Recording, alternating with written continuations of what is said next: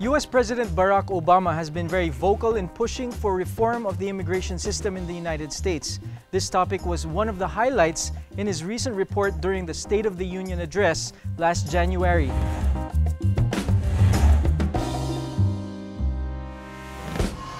To further discuss immigration reform, joining us from New York is Attorney Rio.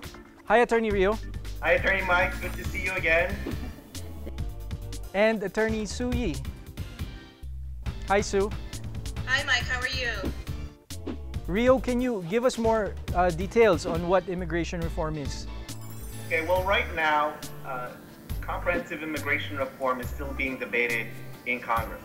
And really, at the House of Representatives is where we are with respect to hopefully getting a law passed.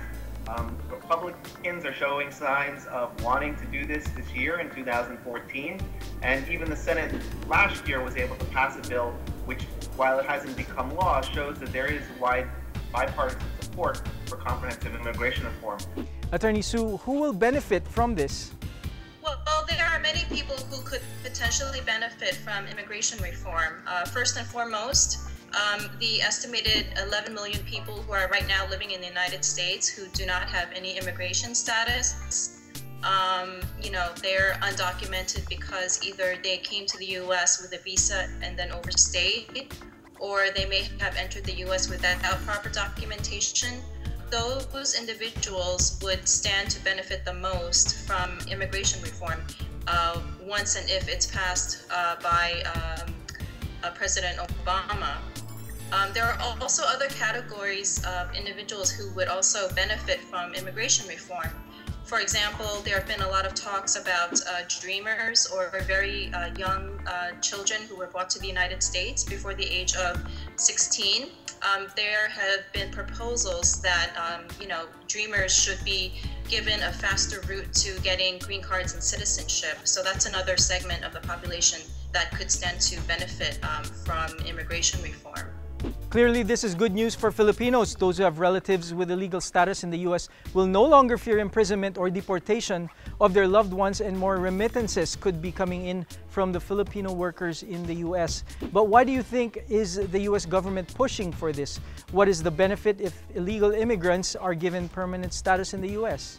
For the Filipino people in the United States, I think what the U.S. government is trying to do really is to try and integrate them into society where they're already contributing so much. There would be benefits such as probably increased tax revenue for the U.S. government, and also the U.S. government wants to assimilate Filipinos into the country. It's not in their interest to have people who are here undocumented. They rather have them be here vested, contributing to society, and feeling like they're really Americans. And I think that's important. I think that's what the Barack Obama administration is trying to accomplish generally. And I think TPS is a big step towards accomplishing that. Well, the benefit for providing TPS is that it allows people to come out of the shadows and not be under the fear that they would be deported. There are many people who are living in the United States who are working and they're contributing to the U.S. economy, but because they are not able to obtain a social security number, they can't properly file taxes. So that's one immediate benefit. Thanks, Attorney Rio. Thanks, Mike. Thanks, Attorney Sue. Thank you very much, Mike. Sana po ay marami kayong natutunan sa mga impormasyong ating ibinahagi dito sa Onboard. For more questions and suggestions, text us at 0927-729-5036 or email at inquiry@boardingpass.tv, or you may call 330-8796. You may also contact us through our website, Facebook, and Twitter accounts. Magbabalik pa po ang Boarding Pass. Abangan mamaya sa Boarding Pass. Binigay sa akin yung event na 100 and 200 meters. Aksidente na lahat ng mga participant na dating player, tinalo ko.